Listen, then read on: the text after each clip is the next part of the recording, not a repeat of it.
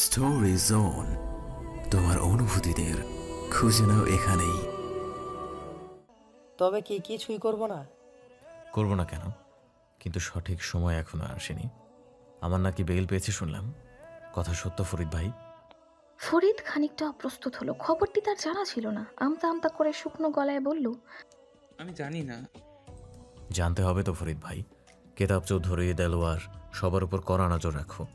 আর তোরা কাজ কর, এখন বসে থাকার সময় না। মিডিয়া কাজে লাগা, প্রেশার দে, পুলিশ আপনা আপনি ধরে যাবে। নার্স এসে তখন বলল, ভিড় কমান, রুমে একজন বাদে সবাই চলে যান। ফলে সবাইকে বেরিয়ে যেতে হলো। ফাঁকতালে নাদিম ফাইজানকে একা পেয়ে বলল, ফাইজান ভাই, তোমাকে একটি ছবি পাঠিয়েছি, দেখো পারলে।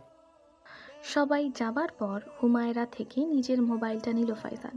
ছবিটা হোয়াটসঅ্যাপে অ্যাপে পাঠিয়েছে নাদিম। ওপেন করতেই তার কপালে পড়ল প্রগাঢ় ভাঁজ। ছবিতে স্পষ্ট দেখা যাচ্ছে দেলোয়ারের সাথে ফরিদ কথা বলছে। ফাইজানের দৃষ্টি শান্ত হলো। কিছু সময় তাকিয়ে রইল সে ফোনের স্ক্রিনের দিকে। কপালের ভাঁজ মিলিয়ে গেল, মুখশ্রী শান্ত। ফোনটা রেখে দিল পাশে।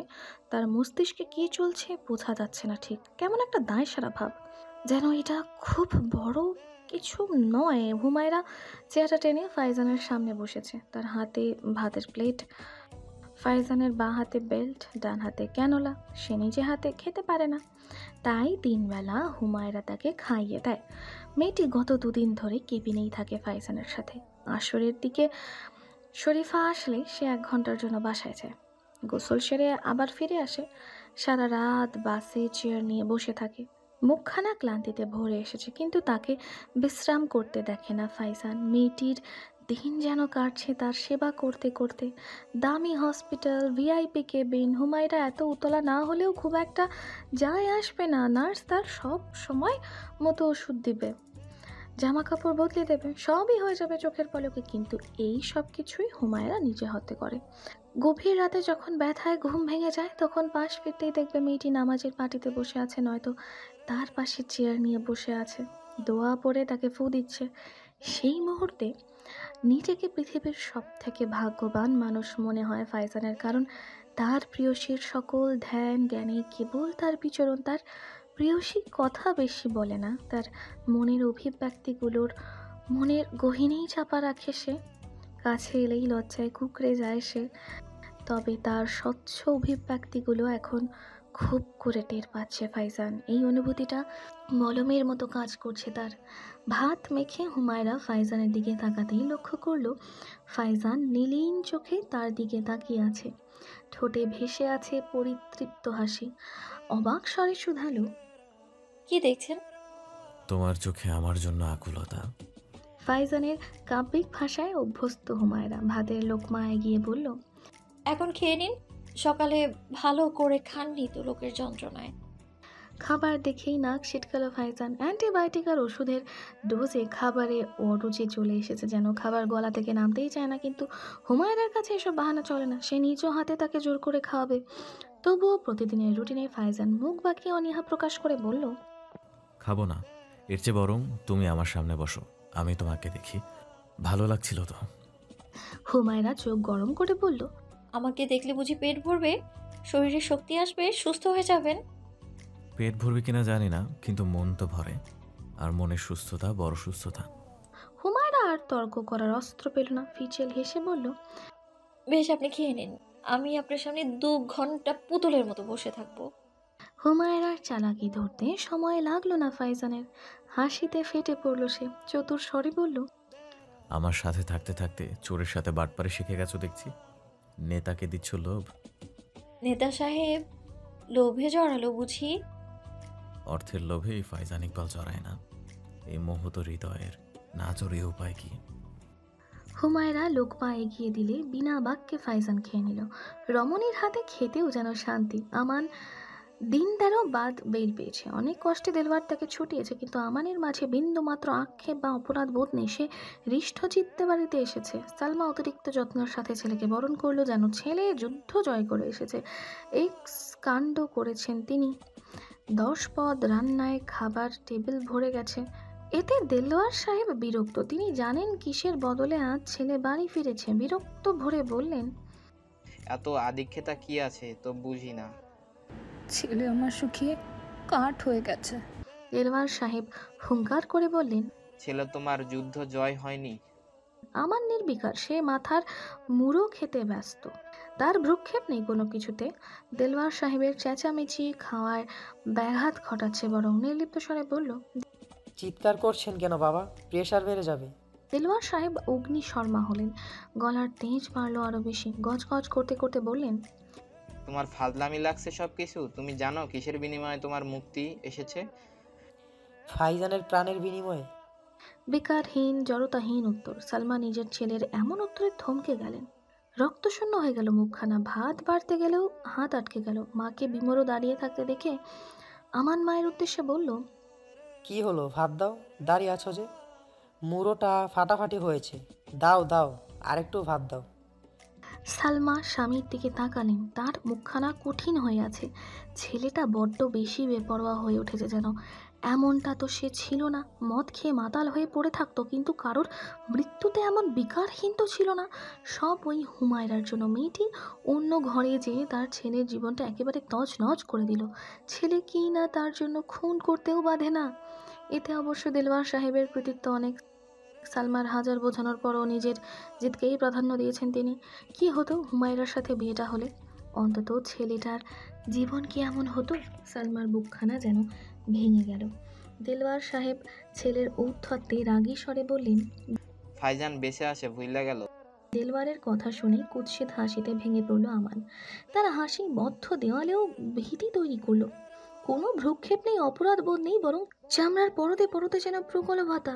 মুখে ভাতের লোকমা পড়তে পড়তে বলল, মৃত্যুকে কবার এড়ানো যায়? ছেলের কথার মর্মার্থ ধরতে সময় নিলেন না দেলওয়ার সাহেব। থমথমে কণ্ঠে বললেন, জেলে কিন্তু এতদিনে এমন কিছু কইরো না আবার তোমার ছেলে জেল দেয়। আমান গা এলিয়ে দিল। বিশ্রী নোংরা হাসিটা এখনো তার ঠোঁটেই লিপটে আছে। অলস ভঙ্গিতে বলল, আমি করব কেন? একটা মশা মেরেই শিক্ষা হয়েছে, আমি কিছুই করব না। কিন্তু করার মানুষ অভাব নেই। এবার কি আমি আর আপনি কিছু করেছি? না তো। অথচ ঠিকই ফাইজান এখন হাসপাতালে। ফাইজানের ঘরের খবর তো আমরাই দিচ্ছি। ও যে নিজের ভাড়া বাসায় আছে সেই খোঁজ তো আমি দিয়েছি। তাই তো আমি বাহিরে। অবশ্য আমরা না বললেও তারা ঠিক জানতো। আপনি অহেতুক চিন্তা করেন আব্বা। ফাইজান তো মরবেই, আমরা কোনো লাভ নিব না। ও বেঁচে থেকেও কী লাভ হয়েছে বলুন? আপনার কি মনে হয় পুলিশের রাতে স্বপ্ন এসেছিল আমি শফিকে খুন করেছি? শফি খুনে কোনো প্রমাণ ছিল না, কিন্তু প্রমাণও কোর্টে গেছে। কে করেছে? ফাইজান একটা দুমুখ সাপ। ও আপনারা ভয় দেখায়া ঠিক ভোট হাতাইল। ভোটে জিতে এখন মন্ত্রী হয়েছে, অথচ যখন সাহায্য করে ঋণ ফেরত দেওয়ার সময় এলো ঘুরে গেল। কিন্তু দেখেন, যাকে আপনি ধোঁকা দিয়েছেন সে আমাকে সাহায্য করেছে। তাই বলেছি ফাইজানকে ভয় করার কারণ নেই। ও কিচ্ছু করতে পারবে না। দেখতে থাকেন খালি। ময়ে চড়তে চড়তেই সাপের পেটে গেল বলে। দেলওয়ার সাহেব দীর্ঘশ্বাস ফেললেন। সত্যি বলতে সেও ফাইজানের শেষ দেখতে চায়, কিন্তু ভয়ও হয়। অন্যের জন্য গড়া ঘটে না, নিজেই উপরে যায়। সাপ লুডো খেলায় তো যে কেউই সাপের পেটে যেতে পারে।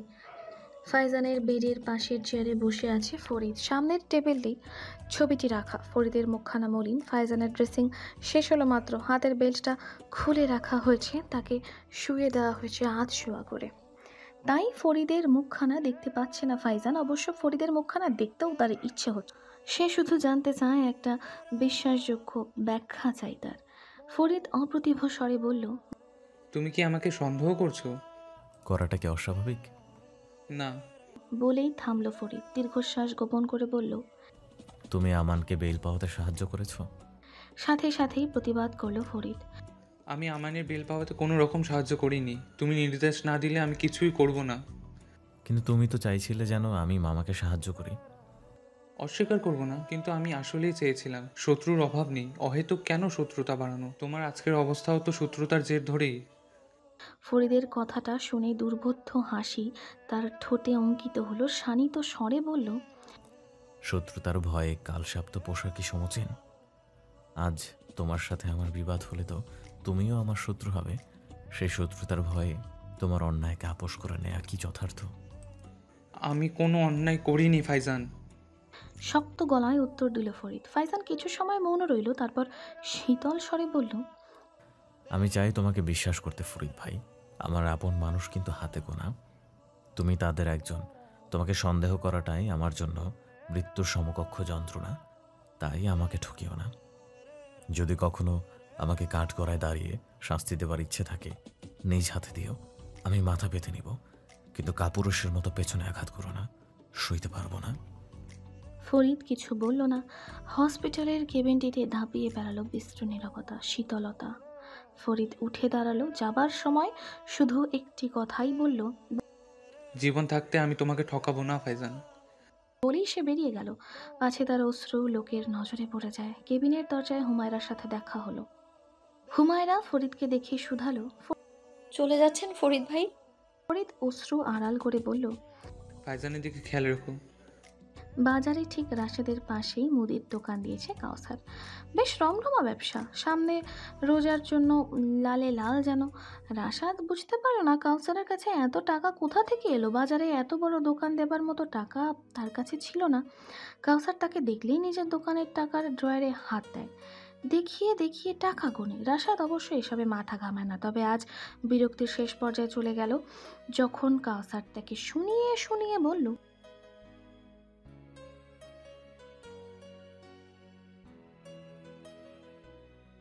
কাউসার কথাটা এতই জোরে বলছিল যে রাশাদ কান অব্দি পৌঁছেছে।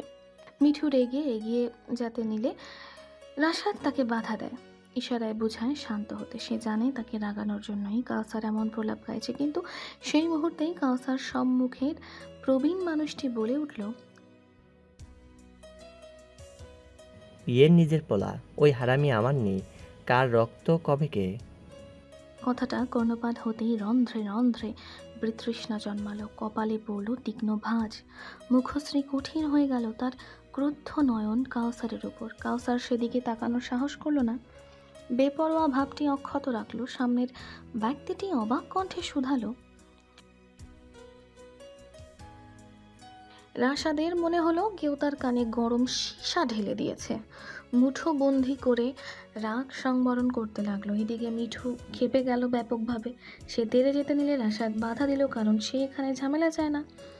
কিছু মানুষ মানুষ হলেও তাদের স্বভাব নর্দমার কীটের মতো। কাউসার সেই প্রজাতির মাঝে পড়ে। কাউসারের জন্য গ্রামে তাদের বাড়ি ঠাট্টার পাত্র হয়ে গেছে। তাদের সম্মুখে কিছু না বললে পেছনে ঠিকই মজা নেয়। এখন রাশাদ গরম হলেই এখানে একটি গ্যাঞ্জাম হবে, যাতে লাভের লাভ শুধু বাজারের মানুষদের মনোরঞ্জনই হবে। তাই রাশাদ সেখানে আর দাঁড়ালো না, বড় বড় পা ফেলে নিজের দোকানে চলে গেল। কিন্তু হায় মস্তিষ্ক, প্রতিটি কথা যেন খোদাই হয়ে গেছে, না চাইতেও তা দূর করতে পারছে না। রাশাদের দিন সেদিন অত্যন্ত বাজে ছিল। কাউসারের রটনা আগুনের ফুলকির চেয়েও দ্রুতগামী, সেটার পরিচয় দিল। খরিদ্দার তো ছিলই না, কিন্তু মনোরঞ্জিত হবার মানুষের অভাব নেই। তারা শুধু এসে এসে একটাই প্রশ্ন করছে। একটা সময়ে ধৈর্যচ্যুত হলো রাশাদ। সহ্য একটা সময় পর্যন্তই পীড়া হয় না, সেই সময় পার করলে ধৈর্যের প্রত্যেক মুহূর্তের নাম হয় যন্ত্রণা। রাশাদের কাছেও সেটাই মনে হয়েছে। সে মিঠুকে ক্রুদ্ধ স্বরে বলল, দোকানের দিকে খেয়াল রাখ, আমি আসতেছি। মিঠু তার কঠিন ইস্পাতের মতো মুখশ্রী দেখে কোনো কথা বলার সাহস পেল না, বরং ঘাড় কাত করে বলল, আচ্ছা। কাউসার দোকানের ক্যাশের পাশের চেয়ারে পায়ের উপর পা তুলে আছে। উত্তপ্ত আবহাওয়ায় ঘেমে নেই একাকার অবস্থা। এত কাজ ইহকালে করেছে বলে মনে নেই। টাকা থেকে টাকা বানানো কম খাটনি নয়, তা হাড়ে হাড়ে টের পাচ্ছে কাউসার। একটি ঠান্ডা পানির বোতল খুলে মুখে দিতেই মনে হলো সে শূন্যে ভেসে উঠেছে। কেউ তার কলার ধরে বসা থেকে দাঁড় করিয়ে দিয়েছে। হাত থেকে বোতলটা পড়ে গেল সাথে সাথে। মেজাজ বিগড়ে গেল তার। বিশ্রী খারাপ কথা বলার জন্য পেছনে ফিরতেই সন্ত্রাসে রক্তশূন্য হলো মুখশ্রী। খারাপ কথাটি গিলে ফেলল সাথে সাথে। রাশাদের কঠিন মুখখানা তার মুখশ্রী বরাবর। ভরাট কণ্ঠ কানে বাজল, আপনার ফাজলামি কখনো বন্ধ হবে না? আর কত নিচে নামবেন? রাশাদের কথায় কথা হারালো কাউসার। একেবারেই চুপসানো আমের মতো নেতিয়ে পড়ল। রাশাদ আরও কড়া স্বরে বলল, কি হলো? কথা নেই মুখে? আমার নামে নোংরামি রটানোর সময় তো খুব চলছিল। শুকনো ঢোক গিলে কাউসার বলল, আমার কলা স্যার রাশাদ। একটা আচার দিয়ে মাথাটা ভেঙে ফেলি এখন। আমার একটুকু মায়া লাগবে না কিন্তু। নাটক ছেড়ে ঝেড়ে কাশুন। নিজেকে আর ওই মহিলাকে তো বদনাম করেছেনই, কিন্তু সেই আবর্জনায় আমাকে টানছেন কেন? কাউসার দুহাত দিয়ে রাশাদের থেকে নিজের কলার ছাড়ানোর চেষ্টা করলো। দুপুরের দিক বলে জনবহুল কম নেই এর কাছাকাছি। রাশাদ তাকে মারলেও সে নিজেকে বাঁচাতে পারবে না। দোকানের ছেলেগুলোও খেতে গেছে। কাউসার আমতা আমতা করে বলল, আমি তোর বাপ রাশেদ দা। তাই নাকি? একটু আগ অব্দি তো ছিলেন না। আমার রক্তের সমস্যা নাকি? আমার মা আমাকে বাজে কাজ করে জন্ম দিয়েছে, কি মনে নেই? কি চাই আপনার? টাকা, বাড়ি, সম্পত্তি? কাউসারের মুখখানা সাদা হয়ে গেল ত্রাসে। রাশাদের ভয়ঙ্কর রূপ তার হৃদয়কে কাবু করে দিচ্ছে। ঠিক তখনই দুটো ছেলে ছুটে এসে রাশাদ আর কাউসারকে আলাদা করলো। এর মাঝে একটি কণ্ঠ ভেসে উঠল, রাশাদ ভাই, আপনার মতো স্বজনের অন্যের দোকানে মারপিট করা মানায় না। রাশাদ পেছনে ফিরতেই আমানকে দেখতে পেল, মুখে রসিকতার হাসি। রাশাদের রাগ বৃদ্ধি পেল, কিন্তু তার শত্রুতা আমানের সাথে নয়। এদিকে কাউসার সাহস পেল যেন, চেঁচিয়ে বলল, তোর মায়ে যে মাগিছিল তার প্রমাণ তুই, হারামজাদা। তুই আমার পোলা না। বিশ্বাস না হইলে যা তোর মায়ের জিগা বিয়ার আগে কার লগে শুইছিল। রাশাদ নিজের রাগ সংবরণ করতে পারল না। ছেলে দুটোর থেকে নিজেকে ছাড়িয়েই কাউসারকে ইচ্ছে মতো মারল। আমান এবং দোকানের ছেলেগুলো চেয়েও তাকে থামাতে পারল না। অচিরেই লোক জড়ো হলো। বিনা টিকিটেই বিশাল একটা রঙ্গ দেখার সুযোগ হলো। অবশেষে প্রবীণ কিছু মানুষ এসে থামালো রাশাদকে। তারা টেনে নিয়ে গেল তাকে। কাউসারের চোয়াল প্রায় ভাঙার মতো হাল হয়ে গেছে, তবুও তার চোপা কমল না। এদিকে আমানত তাকে বেশ সমর্থন করলো। কাউসার কিছু একটা বলল মিনমিনিয়ে, আর সে শরীর দুলিয়ে হাসছে। দেখেই বোঝা যাচ্ছে অস্বাভাবিক সখ্যতা তাদের ভেতর। কাউসারের দোকানের রমরমা অবস্থাটা কার দান বুঝতে বাকি রইল না রাশাদের। কিন্তু এসবের মাঝে শান্ত রাশাদের ক্রুদ্ধ রূপ দেখল গ্রামবাসী। ফাইজানকে বাসায় নিয়ে আসা হয়েছে। সে এখন তার ভাড়া ফ্ল্যাটেই থাকবে। এখনও দুর্বৃত্ত ধরা পড়েনি। ফ্ল্যাটের সিসিটিভি থেকে ক্লিপ উধাও। পুলিশেরা মাথা চুলকাচ্ছে। ফাইজান দায়সারা ভাব দেখাচ্ছে, কারণ কেতাব চৌধুরী জেলে, তার উপর দোষ দিয়েও লাভ নেই। ল অ্যান্ড অর্ডারের উপর তখন আঙুল উঠবে। একজন ছেলের কয়েদি কাউকে মারার পরিকল্পনা করলে সেটা আইনের জন্যই লজ্জাকর। চৈত্রের ক্রুড়ো গরম গরম চা মন্দ লাগছে না তার। ফাইজান হেলান দিয়ে বসে চা খাচ্ছে। এই ভর দুপুরে চা খাওয়াটা অযৌক্তিক, কিন্তু ফাইজান হুমায়রার বারণ শুনছে না। ভাত খাবার পরপরই সে অনুরোধ করেছে চায়ের। বাধ্য হয়ে কথাটা শুনতেও হয়েছে হুমায়রার। সে চায়ে চুমুক দিচ্ছে এবং স্থির নয়নি চেয়ে আছে আয়নার দিকে। কেবল গোসল সেরে বেরিয়েছে হুমায়রা। সাপের মতো নেমে আসা চুলগুলো থেকে চুঁয়ে চুঁয়ে পানি পড়ছে। হুমায়রার পিঠ ভিজে আবার আধ শুকনো হয়ে গেছে গরমে। চুল মুছতে মুছতেই তাদের চোখাচোখি হলো। হুমায়রা ধীর স্বরে বলল, কিছু লাগবে? তুমি নির্বাচনী পরীক্ষা পুরো দাওনি তাই না? হুমায়রা দীর্ঘশ্বাস ফেলে মাথা নাড়ালো। তার শেষ দুটো পরীক্ষা দেওয়া হয়নি। ফাইজান হাত এগিয়ে বলল, ফোনটা দাও তো আমার। দাঁড়ান। বলেই চার্জ থেকে ফোনটা খুলে ফাইজানের হাতে দিল। ফাইজান নাম্বার চিপে কাউকে ফোন করলো। হাসি মুখে মোলায়েমভাবে কথা বলল। তারপর ফোন রেখে বলল, প্রিন্সিপাল বলেছেন কোনো সমস্যা নেই, সামনের মাসে রেজিস্ট্রেশন, তখন মিস করা যাবে না। ভাইজান তার সাথে কথা বলে নিয়েছিলেন। ভাইজান তার দায়িত্ব পালন করেছেন, আমি আমার। হুমায়রা নিস্তব্ধে হাসলো। তারপর কিছুক্ষণ মৌন থেকে বলল, আচ্ছা, আপনার আর ফরিদ ভাইয়ের কি কোনো ঝামেলা হয়েছে? অতর্কিত প্রশ্নে কিছুটা অপ্রস্তুত হলো ফাইজান। চোখ তুলে শান্ত স্বরে বলল, কেন? না, আজ সবাই আপনাকে দেখতে এলো, ফরিদ ভাই আসেনি তাই। ফাইজান তাচ্ছিল্য ভরে বলল, ক্ষমতা খুব বাজে জিনিস, মাঝে মাঝে বন্ধুত্বেও দেয়াল তুলে দেয়। যে বন্ধুত্ব ক্ষমতার হাওয়ায় প্রভাবিত হয়, সেটা কি আদৌ বন্ধুত্ব? সেটাই জানার অপেক্ষায় আছি। সন্দেহ কিন্তু বন্ধুত্বের দেয়াল তুলে। হুমায়রার কথাটার মর্মার্থ বুঝতে সময় নিল না ফাইজান। চুপ করে রইল। অন্তঃস্থল থেকে বেরিয়ে এলো দীর্ঘশ্বাস। অবসন্ন বিকালে কাছে মোড়া রুমের ভেতর নতুন আগত ফাইলগুলো একে একে উল্টে পাল্টে দেখছে ইলহা। তার বর্তমান ডিউটি কেবিনে থাকে। সকাল 9টা থেকে বিকেল 5টা অবধি ডিউটি করে। একটু পরই বেরিয়ে যাবে সে। হঠাৎ একটি ফাইলে চোখ আটকে গেল। তার নামটি উচ্চারণ করলো। নার্সকে ডেকে বলল, ইনি কবে ভর্তি হয়েছে? কাল রাতে ম্যাডাম, সিরিয়াস অবস্থা। শুনেই হৃদয় ধক করে উঠল ইলহার। চোখ ঝাপসা হয়ে এলো নোনা জলে। ভুল হতেই পারে, এক নাম তো দুজনের হতেই পারে। নাম এক হলেই যে তার মা হতে হবে সেটার বাধ্যবাধকতা নেই। নার্সকে ডেকে বলল, আমি একবার রাউন্ডে যাব, চলো আমার সাথে। হ্যালো ডিয়ার লিসেনার্স, আপনারা শুনছেন স্টোরিজ অন প্রেজেন্স ধারাবাহিক পর্ব গল্প। আমাদের সামগ্রিক প্রচেষ্টাকে উৎসাহিত করতে লাইক এন্ড কমেন্ট করতে ভুলবেন না। Thank you. নিজের সন্দেহ নিবারণ করতে 1413 নম্বর রুমের সামনে দাঁড়ালো ইলহা। বুকখানা প্রচণ্ড বেগে স্পন্দিত হচ্ছে, ভয় হচ্ছে এই মানুষটি যদি তার মা হয়। হায় ভাগ্য, আশঙ্কাটা সঠিকই হলো। সফেদ বিছানায় ঘুমে আচ্ছন্ন ইলহার মা সাথীর মুখে নোজাল মাস্ক, অক্সিজেন চলছে। কিডনিজনিত কারণে তাকে ভর্তি করা হয়েছে, বেশ হাই ক্রিয়েটিনিন। এবার ডায়ালিসিস দেওয়া হয়েছে, আবার দিতে হবে। মহিলার সাথে কোনো গার্ডিয়ান নেই, আসে কেবল একটি 19 বছরের কাজের মেয়ে। ইলহা যেতেই নার্স রোগীকে ডাকতে চাইল, ইলহা বাধা দিল। তার চোখ ভিজে আসছে, তার মায়ের সামনে দাঁড়ানোর সাহস হচ্ছে না। আকিব শাহরিয়ার অমানুষ, অথচ এই মহিলা সারাটা জীবন তাকেই ভালোবেসে এসেছে। আজ সেই ভালোবাসার পরিণাম ভুগছে। কে বলেছে ভালোবাসা মনে শান্তি দেয়? কিছু ভালোবাসা ধ্বংসও করে ফেলে।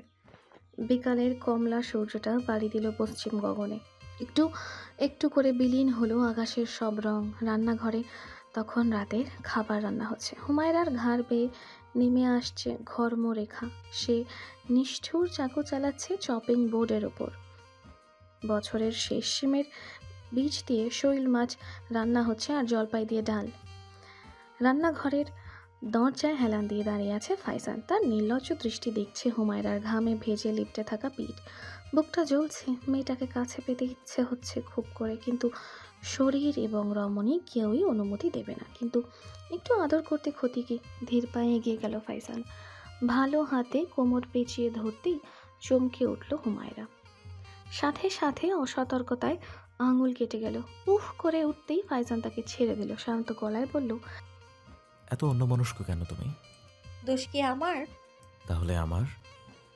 ফাইজানের এমন প্রশ্নে বিস্মিত হলো হুমায়রা। সে কিছু বলার পূর্বেই ফোন বেজে উঠল। সে ফাইজানকে কপট রাগ দেখিয়ে বলল, দাঁড়ান, আপনার হিসেব করছি পরে।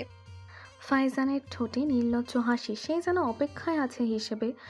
ফোনটা হাতে নিতেই হুমায়রার মুখের রং পাল্টে গেল। নাম্বারটা জুবাইদার। ব্যাপারটি খেয়াল করলো ফাইজান। হুমায়রা ফোন কেটে দিল, কিন্তু ফোনটি আবার বাজলো। এবার ফাইজান ফোনটা হাতে নিয়ে রিসিভ করলো। লাউড স্পিকারে দিয়ে হুমায়রাকে ইশারা করলো যেন কথা বলে। হুমায়রা তাই নাকচ করলো না, কড়া স্বরে হ্যালো সালাম ছাড়াই বলল, কি চাই?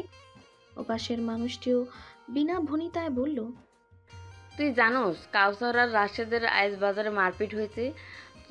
শুধু তুই না, কালকেরা বিচার হইব। শুনছি কাউসারের নাক ফাটাই দিছে, দাঁত ভাঙ্গি দিছে, বাজারের মানুষেরা যায় থামাইছে। জুবাইদার কণ্ঠে উৎকণ্ঠা, চিন্তা। রাশাদ কাউকে মারতে পারে, কথাটা শুনতেই স্তম্ভিত মূর্তমান দাঁড়িয়ে রইল হুমায়রা। কথাটা যেন হুট করেই উধাও হয়ে গেল মস্তিষ্ক থেকে। কিয়ৎকাল এভাবেই কাটালো নিশ্চুপ। ফোনটা কেটে গেল কিনা নিশ্চিত হতে জুবাইদা শুধালো, হুমায়রা শুনছিস? শুনছে সবটাই, কিন্তু শব্দগুলো বর্তমানে দিশেহারা। মস্তিষ্ক কোষের প্রতিটি নিউরনে আন্দোলিত হয়েছে একটি প্রশ্ন, ভাইজান কেন মারলো কাউসারকে? রাশাদের স্বভাবে উগ্রতা কিংবা ব্যভিচারিতা নেই। শান্ত ধৈর্যশীল মানুষটির রাগও সে গিলে ফেলে, ঝামেলা করবে না তাই। সে কারণেই দিনের পর দিন কাউসারকে সহ্য করেছে। আগে কি কম খারাপ কাজ করেছে কাউসার? তবুও রাশাদ সবটা সহ্য করেছে। তবে এমন কি হলো যে সে নিজের নিয়ন্ত্রণ হারিয়ে ফেলেছে? জুবাইদা আরও 2-3 বার ডাকতে সম্বিত ফেল হুমায়রার। ছোট্ট করে বলল, জুবাইদা এবার ভরসা পেল যেন, ব্যস্ত হয়ে বলল, তোরে আমি কইছিলাম কাউসারের মতো বদ মানুষ পৃথিবীতে 2টা নাই। তোরে কইছিলাম ওরে থামাইতে হইব আগেই, কিন্তু তুই হুনস নাই। এখনো আমার পোলাটার জীবন নষ্ট করার ধান্দায় আছে। এর মাঝেই হুমায়রা শান্ত গলায় শুধালো, আপনি জানেন কি করে? প্রশ্নটার জন্য যেন প্রস্তুত ছিল না জুবাইদা। ধীরে সুস্থে বলল, উনি গেছিলেন গ্রামে আমার কাগজ আনতে। আমি কইছিলাম ছেলেটারে দেখে আসেন, ওনার সামনেই নাকি ঘটনা হয়েছিল। আমার তো ভাই হাত পা ঠান্ডা হয়ে যাইতেছে, না জানি বিচারেও কেমনে ফাঁসায় রাশাদ রে।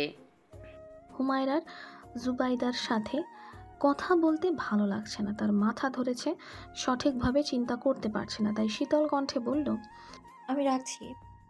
জুবাইদার অনেক কিছু বলার ইচ্ছে থাকলেও হুমায়রার অনিচ্ছার কারণে বলার সুযোগ হলো না। ফোন কাটতেই পাশে এতক্ষণ সব নিখুঁতভাবে পর্যবেক্ষণ করা মানুষটি বলল, তোমার মার সাথে তোমার যোগাযোগ হচ্ছে? ফাইজানের প্রশ্নে হুমায়রা বিমূঢ় দৃষ্টিতে তাকালো।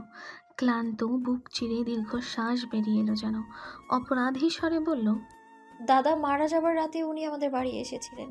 তার আগে আমার সাথে রাস্তায় একবার দেখা হয়েছিল। কথাটা আমি জানাইনি কাউকে। কেন?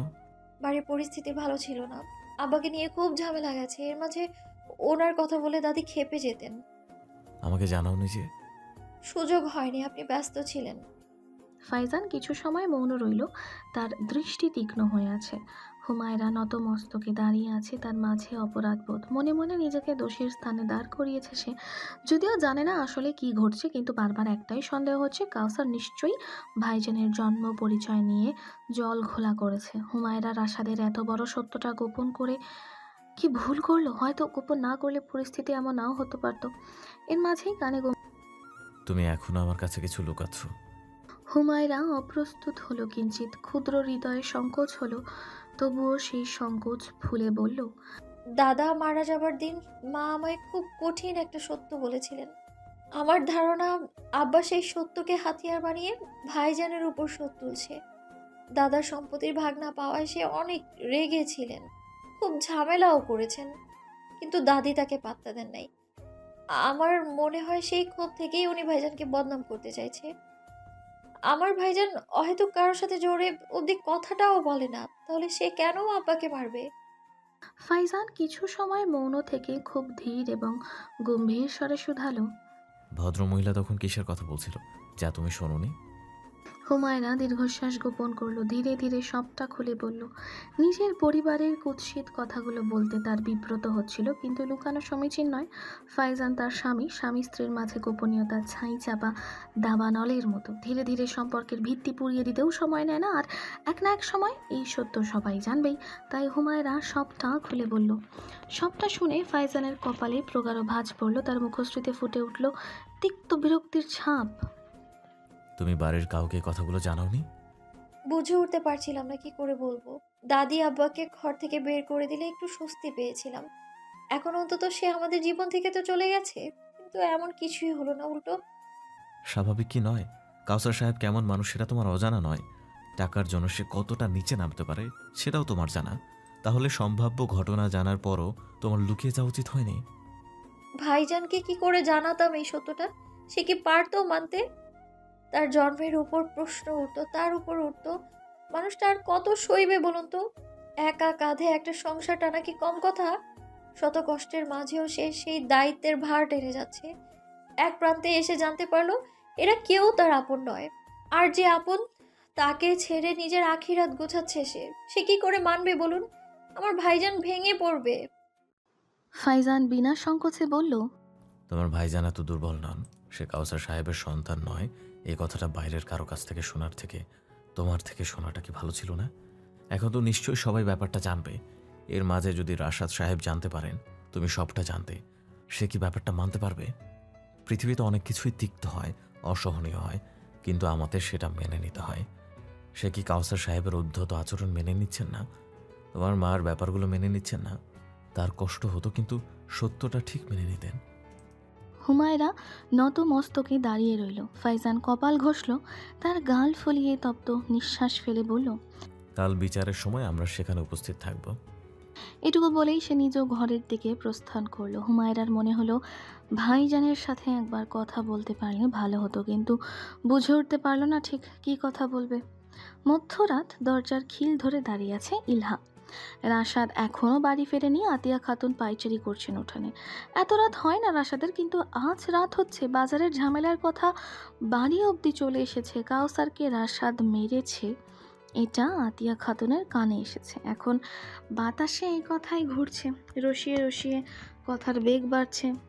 কথাটা শোনা মাত্র আতিয়া খাতুন তাজ্জব হলেন। নাতি তার এমন কিছু করতে পারে তা অকল্পনীয়। উপরন্তু সে এখনও বাড়িতে আসেনি। এর মাঝেই হেডলাইটের আলো আধার ছিল। আতিয়া খাতুন হাঁক দিলেন। কল পারে মোটর সাইকেলটা থামালো রাশাদ। এসেই হাত মুখ ধুলো সে, পাশে রাখা গামছা দিয়ে মুখ মুছতে মুছতে ভিটায় প্রবেশ করলো সে। হ্যারিকেনের আলোতে পরিষ্কার হলো রাশেদের থমথমে মুখ। ইলহা দরজা ছেড়ে বেরিয়ে এলো। তাকে ঝাঁকতে দেখে রাশাদ গম্ভীর স্বরে শুধালো, আপনি ঘুমাননি? এখন বাজে কয়টা, খবর আছে আপনার? ইলহার সাথে সাথেই আতিয়া খাতুন বলে উঠলেন, ছিলি কই ভাই এতক্ষণ? চিন্তা হয় না? আর তোর ফোন বন্ধ কেড়ে? রাশাদ খুব শান্ত গলায় বলল, মোবাইলে চার্জ ছিল না, আমি শহরে গেছিলাম মাল আনতে। খিদে লেগেছে দাদি, খাবার দাও। কাজের জন্য খেতেই পারি নাই। রাশেদের অত্যাধিক স্বাভাবিক আচরণে আতিয়া খাতুন কিছুটা অবাক হলেন। খুব নরম স্বরে তিনি শুধালেন, ভাই আজকেরা বাজারে? তোমার ছেলের অধ্যত্ত আচরণ আমার আর সহ্য হচ্ছিল না। তাই বললা বাপের গায়ে হাত তুলবি? সে তো সবাইকে বলে বেড়াচ্ছে আমি নাকি তার সন্তানই না। আমার মা অন্য কারোর সাথে শুয়ে আমাকে জন্ম দিয়েছে, তাহলে কেন আমি তাকে বাপ মনে করে তার সম্মান রক্ষা করব? অকপটে রাশাদ কথাখানা বলল। তার কণ্ঠ স্বাভাবিক, কোনো অনুতাপ দুঃখের ছিটে নেই।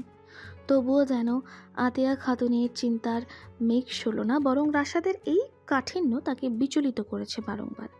রাশাদ আবার বলল, দাদি খাবার নেই আজ আমার জন্য? কি কস ভাই? এই বো স্বামীর খাউন দাও, যাও। ইলহা সাথে সাথেই রান্নাঘরের ছোট 5 ওয়াটের লাইটটা জ্বালালো। দাও দাও করে জ্বলে উঠল কাঠের চুলো। রাশাদ দায়সারা ভাব নিয়ে খেলো কালকের বিচারের তার পরোয়া নেই। ফলে ইলহা এবং আতিয়া খাতুনের চিন্তা বাড়ল বই কমল না। মাঝে হুমায়রা ফোন করেছিল, সেও ভাইজানকে নিয়ে মারাত্মক চিন্তিত।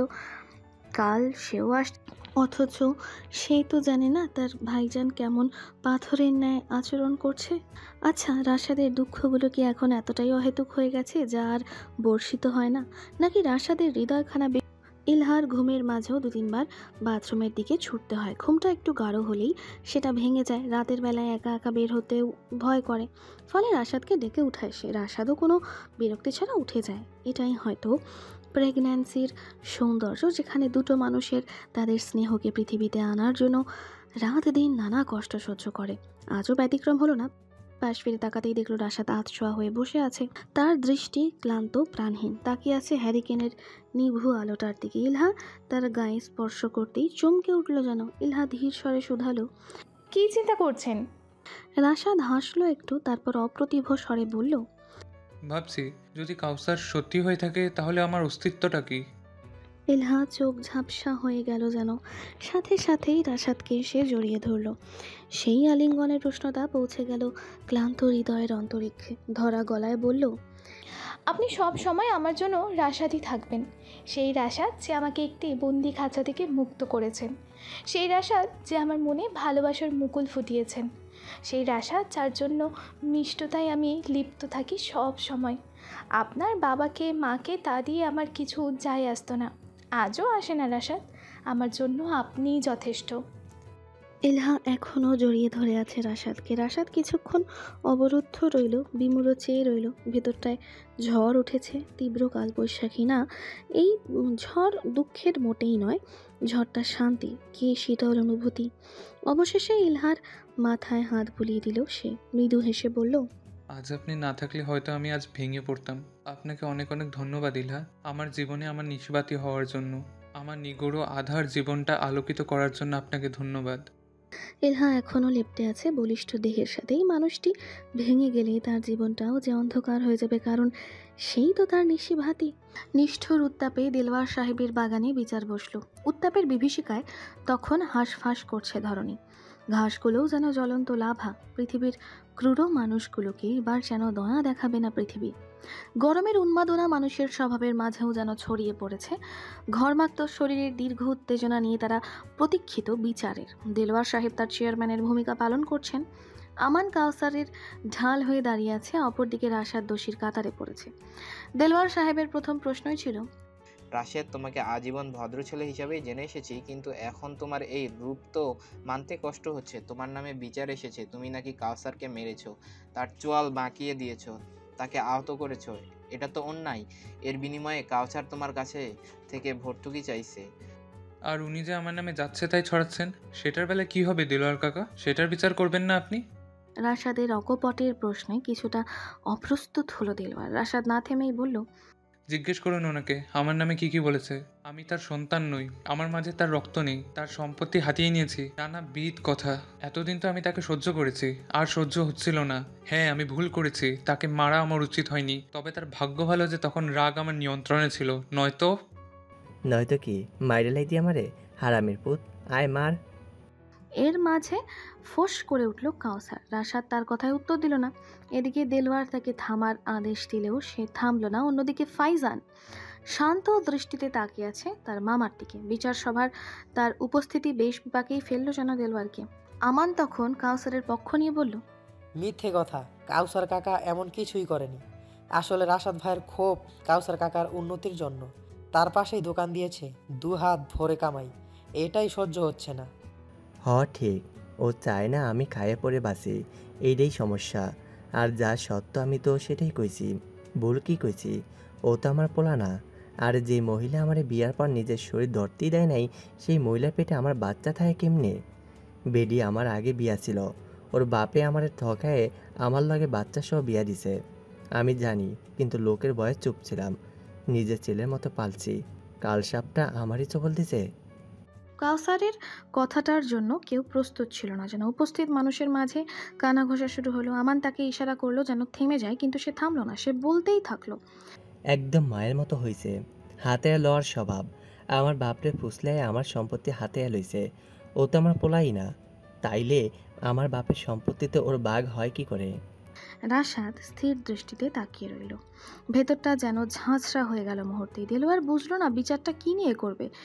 এর মাঝে ফাইজান স্থির কণ্ঠে বলল, যে পুরুষ 28 বছর পর বলে তার ছেলে নয়, কারণ বিয়ের পর সে তার স্ত্রীকে ছুঁতে পারেনি, সেই পুরুষকে কি বলা যায় আমার জানা নাই। তবে আমি তো তাকে কাপুরুষ ছাড়া কিছুই বলতে পারছি না। এখন সম্পত্তি না পাওয়ার ক্ষোভ দেখাচ্ছে সে আমার শ্যালকের উপর। যদি কালসাপে হতো তাহলে এতটা বছর এই কাপুরুষকে পালত কি? দাদা তাকে সম্পত্তি দেয়নি তার স্বভাবের কারণে। কাউসার সাহেবের স্বভাব তো অজানা কারণ নয়। আর সম্পত্তি দেননি এটাও মিথ্যা। একটা জমি বেচে তাকে মোটা অঙ্ক দেওয়া হয়েছে ঋণ পরিশোধের জন্য, এটাকে সকলের অজানা। এখন এসব নিয়ে ঘাটানো মানে মানুষের সময় নষ্ট। উনি ভর্তুকি চাইছে, আমি ভর্তুকি হিসেবে ওনার চিকিৎসার খরচ দিয়ে দিচ্ছি। বিচার শেষ করেন মামা। দেলওয়ার সাহেব না চাইতেও বিচার শেষ করলেন। রাশাদ মূর্তমান হয়ে দাঁড়িয়ে রয়েছে। এদিকে আমানের মুখখানা শক্ত। কাউসার ভেবেছিল এই সুবাদে সে সম্পত্তি হাতিয়ে নেবে, কিন্তু সেটা হলো না। সে সবার সামনে হাসির পাত্র হয়ে গেল। বিচারে হুমায়রাও ছিল। আমানের সাথে তার চোকাচোকি হলো কিয়ৎকালের জন্য, কিন্তু সেই দৃষ্টিতে ঘৃণা ছাড়া যেন আর কিছুই লক্ষ্য হলো না। এর মাঝে ফাইজানের সাথে সে মুখোমুখি হলো। ফাইজান তাচ্ছিল্য ভরে বলল, মানুষ হিসেবে এখনো তুমি কাঁচাই রয়ে গেলে আমান। যা কাঁটা গায়ে নুনের ছিটা মনে হলো আমানের। সবাই বাড়ি যাবার জন্য রওনা হলেও রাশাদ গেল না। সে বলল, তোমরা যাও, আমার একটু একা সময় প্রয়োজন। তাকে কেউ ঘাটালো না, কারণ তার নিষ্প্রাণ মুখখানা ভেতরের আত্মার জানান দিচ্ছে। আতিয়া খাতুন শুধু এটুকু বলল, ভাই তুই কিন্তু সারা জীবনই আমার ভাই।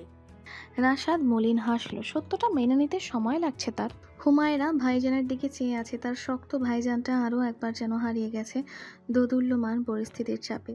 রাশাদ সরাসরি চলে গেল শামসুমিয়ার কবরে। কবরের পাশে অনেকটা সময় বসে রইল। আজ এই মানুষটার অনুপস্থিতি তার খুব অনুভব হচ্ছে। মানুষটা থাকলে হয়তো একটু হলেও সাহস পেত। আছে জন্ম পরিচয়, কী সব! এতকাল যে পরিবারকে ভালোবেসেছে, আজ হুট করে সব মিথ্যে হয়ে যাবে? কই, সে তো তাদের আজও ভালোবাসে। আজও তার দাদা দাদি, বোনই তার পরিবার। তারাও কি এটাই মানবে? ভোরের তীব্র সূর্যালোক গ্রামের মানুষের মাঝে ভীতির জন্ম দিল। গ্রামের মরা পুকুরের পাড়ে জড়ো হয়েছে জনভিড়। সকলের মুখে আতঙ্ক, মিচমিচে কালো ত্রাস।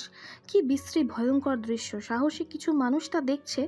অনেকেই লোমহর্ষক দৃশ্যটি দেখে মুখ ফিরিয়ে নিচ্ছে। এক বৃদ্ধা তো হরহর করে বমি অবধি করে দিয়েছে, কারণ মরা পুকুরের কচুরিপানার ধারে অবহেলায় পড়ে আছে কাউসারের ত্রিখণ্ডিত লাশ। পরম নৃশংসতার সহিত 3 ভাগে করে গ্রামের মরা পুকুরে ফেলে দিয়ে গেছে তারা। এই পুকুরে মানুষ ময়লা ফেলে বিধায় পানি অপরিষ্কার, এই পানি ব্যবহার অযোগ্য।